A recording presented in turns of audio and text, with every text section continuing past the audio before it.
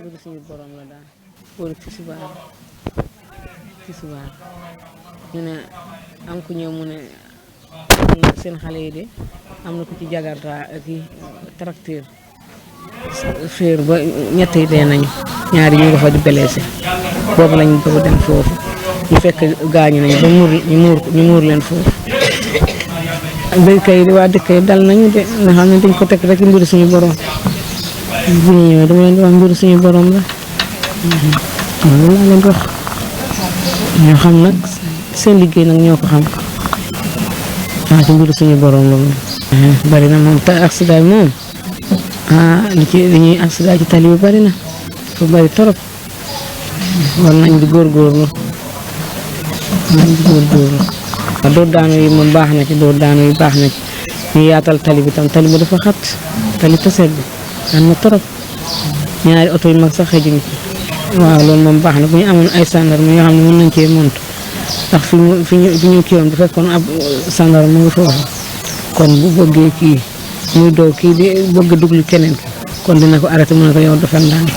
waaw kon dina ko wax yow dalal nga def ndànk wante ay xale ñu toog ci si garab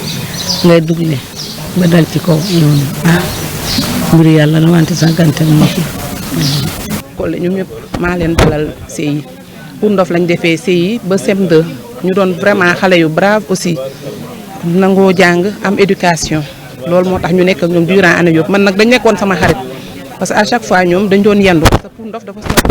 mais bu ñu yendoo man ak ñoom ñooy nekk ñuy togg añ xale yi sawar vraiment tax ma seen parents yi à chaque fois dañuy ñëw madame xale yi mënuñu la fay si àdduna ak jàmm jooju vraiment feebar sa def naa fi daaw am angine benn ay sata bi daf may indil garab madame waroo feebar àdduna yàlla moom lu mu def rek peut-être dafa gën yàlla moom lu mu def rek dogal bi kenn mënu si dara mais ñun ñëpp affaire bi metti na si ñëpp collègues yi ñëpp vraiment ñu ngi fi kenn même CM bi ñu mujjee nii ñëpp ñëw nañ ñoom ñëpp parce que 5e lañ doon def année bi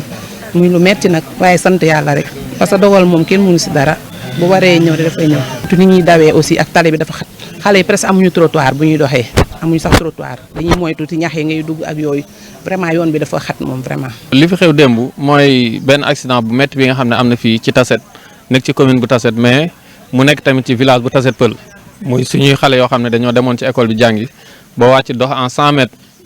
ci CM bi yàlla dogal benn ñaari tracteurs yu doon dàqante benn tracteur bi saaraan ba ñëw mbëkk ñaari xale yi nga xam ne juróomi xale yi nga xam ne ñoom ñoo doon dox ci rebooru tali bi pour ñibbi seen kër ñoom dañoo dox sax naaj bi nu mu tàngee woon ñu jàddoon fenn doon seerlu fi ñu doon seerloo fa la tracteur bi saaraan fekk leen foofu boole leen ak garab geeg lépp mbëkk leen taxañ leen ba ñett ñi jot faa ñàkk seen bakkan ñaar ñi blessé ay blessé yoo xam blessé yi métti la. leneen li des nag mooy mesures yi nga xam ne bëgg nañu état bi jël ko tamit mooy tracteurs yi toujours dañu seetlu ne machines yi dañ fiy jaar sans ñu escorter leen dañoo bëgg bépp machine bu fi jaar na ànd ak convoyeur ñu escorter ko ba keroog muy dem ndax machine buy jaar ci dëkk ci sécurité routière bokk na sécurité routière machine buy jaar ci dëkk dañ ko war a escorter mais warul jaar ci dëkk noonu kese muy dawee nu ko neexee ndax fii dëkk yi dañoo jege tali bi xale yi dañuy dox ci tali bi diggante lycée bi ak dëkk bi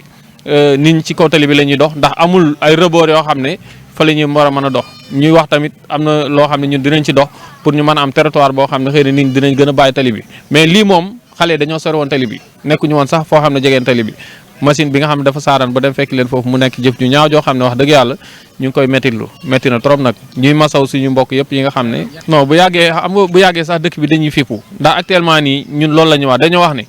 état bu jëlul ay mesure am ñun dinañ jël suñu mesure bopp ndax fii la ñuy rey suñu maam daaw mbëkk fii ci tali bi mu ñàkk bakkanam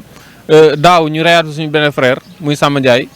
mu ñàkk bakkanam ba pare démb tamit ñu reyaat fi ñetti xale mu nekk mbir moo xam ne loolu moom ñun il faut ñu jóg taxaw ci bu état jëlul mesure am nag ñun dinañ jël suñu mesure dëkk bi nag képp xam na ne ñëpp xam nañ ne Tassette Pël képp koo xam histoire Tassette Pël xam nga ne Tassette Pël yaru moom moo fi nekk discipline moom moo fi nekk xale yi yaru nañu bëriñu mbir mais ku ne xam na ne démb li xew démb bu fekkoon feneen la xewoon si dëkk pël boo xam ne ñëpp ay pël lañu yaakaar naa ki nga xam ne moom moo ko def bu leneen la ñuy wax ci moom waaye duñu wax ne mu ngi gendarmerie mais am nañu maîtrise bi toll ne bi mu amee bàyyi nañu yoon def ci li nga xam ne loolu la war a def xale yi lakkuñu dara taaluñu dara yàquñu dóoruñu tojuñu kon nag loolu yar googu ñu àndal nag day dem ba day mujj day ëpp ndax lii mooy ay yoon ñu koy muñ te suñu muñ instant yi nag dafa sës dañoo bëgg état jël ci ay mesures yu sévère wala ñun ñu jëlal suñu bopp suñu décision bopp incha allah loolu ñu saafara ko. waaw xale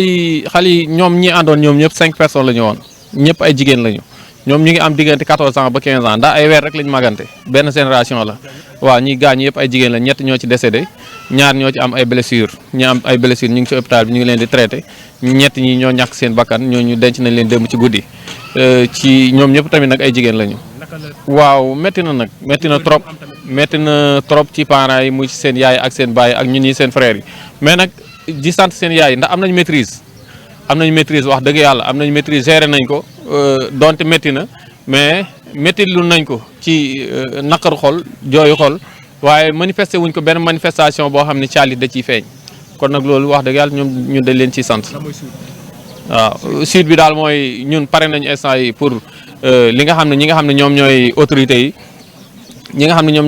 yi ñu def li nga xam ne loolu lañu bëgg mooy bépp machine bu fi jaarati nañ ko accompagner ak benn kii bu ko escorter ndax tamit machine buy jaar ci dëkk comme li ma ko waxee woon sànq machine buy jaar ci dëkk dañ ko war a accompagner ak convoyeur koo xam ne moom moo ko jiitu machine mën a daw ndànk ci ginnaawam mais duñ bàyyi machine ay xale yu tuuti ñu jox leen ay machine ñuy daw fii di njëkkan di daal ci ay dóor daan bay rey ay xale loolu moom mënta continuer kon daal li ci topp mooy bu soobee yàlla bëgg nañ yoon def lépp li nga xam ne loolu la ko war ci mbir mi nga xam ne moom moo xew nii mais tamit ñu prévoir leneen luy ñëwaat ci kanam jëyi ju mel ni bañ a amati fii ci commune bi wala fii ci Sénégal sax nag. ñi doon dawal dëkkuñ ci dëkk bi te tamit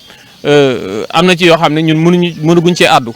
ndax ñu ngi naan ay xale yu ndaw la wala ay mag la mais comme ñun gisaguñ leen mënaguñoo àddu ci loolu waaye daal li ñu leer ba leer mooy ñi doon dawal moom dëkkuñ fii ci dëkk bi. waa entreprise bi nag mooy seen fruit xaw ma nan la tudd sax mais ñoom waa entreprise wax dëgg yàlla ñu ngi fii ci dëkk bi ñëw nañ fii pour jaale seen directeur bi ñëw na ak ñi ko accompagner monsieur le maire bu commune bi tamit mooy Mamadou Thiaw ñëw na fii ci commune bi ñëw na fii ci dëkk bi moom tamit mu ngi wër di jaale ñoom ñu ngi jaale famille yi xam naa bu ñu paree ñu soog a dem ci toogaay bi incha allah soog a def jotaay waxtaan incha allah. metti na ba fa metti yam ku nekk xam na ni ñetti xale ñu fekk leen bu noonu sax dañu nekk ci kaw tali mais nekk ci jàng ba pare génn taxaw seen buntu lycée oto jóge fële wàcc tali bi fekk leen rey leen d'un seul coup loolu lu metti la fii nag nit ñi dañoo gëm yàlla rawatina taset pël rawatina taset olof ñoom ñëpp dañ ñu dogal yàlla la man nag damay wax tout le temps ni yàlla bay sa tool yàlla mi lu mu dogal moom kenn mënu ci dara waaye ginnaaw bi ñu présenté suñuy condoléances waa Tassette Peulh di ko présenté suñu bopp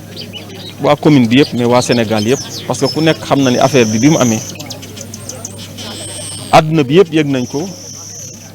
ndax yéen taskatu xabaar yi donc ñu ngi leen ci sant vraiment di leen gërëm yéen ñëpp nag. lii tiis wi Sénégal yëpp bokk nañ ko waaye àdduna bi yëpp bokk nañ ko donc ñu ngi jaale waa Tassette Peulh di ko jaale population Sénégal yëpp di ko jaale aussi le président Macky Sall parce que moom moo yilif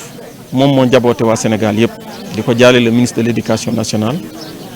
di ko jaale ñëpp di ko jaale suñu bopp waaye di leen wax ni metti na lool. yu mel nii bu amee nekkul ni rek dañu war a ñëw def discours dem déedéet dañu war a def investigation loolu la ñuy wax root causes ñu dem ñu saytu accident bi lan moo ko waral lan moo tax chauffeur tracteur bi mu accidenté suñu demee ba xam lépp ba xale yi est-ce que waroon nañu dee lan moo tax ñu génn àddina est-ce que am nañu assistance bi lu tax assistance bi amul maanaam ñu génnee xeet yi nga xamante ni moom moo indi jëy ji loolu bu ñu ko génnee ba pare ñu def li ñuy wax ay action collective mooy lan mooy gannaaw lii am na fi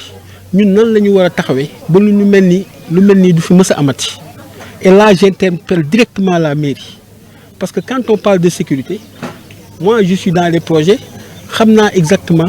sécurité bi c'est pas la priorité des gars yi nga xamante ni c'est les investisseurs c'est pas leur priorité mais ça doit être la priorité de la population. Ça doit être la population la priorité de ceux qui travaillent dans ces projets-là. Ma jox ci benn exemple bu ndaw les conducteurs d'engins là ils doivent avoir une habilitation dañu war a am li nga xamante ni loolu mooy wane ni comme chauffeur ni muy amee permis non c'est pas un permis qu'ils doivent avoir ils doivent avoir un permis de conduire des engins comme des tracteurs parce que c'est pas des voitures comme les voitures ñooñu ñoo soxla permis ñii ay habilitation la ñu war a am yoo xamante ni c'est des entreprises tierces ñoo leen di tester mu leer na leen ni ñii tracteur bi mën nañ ko dawal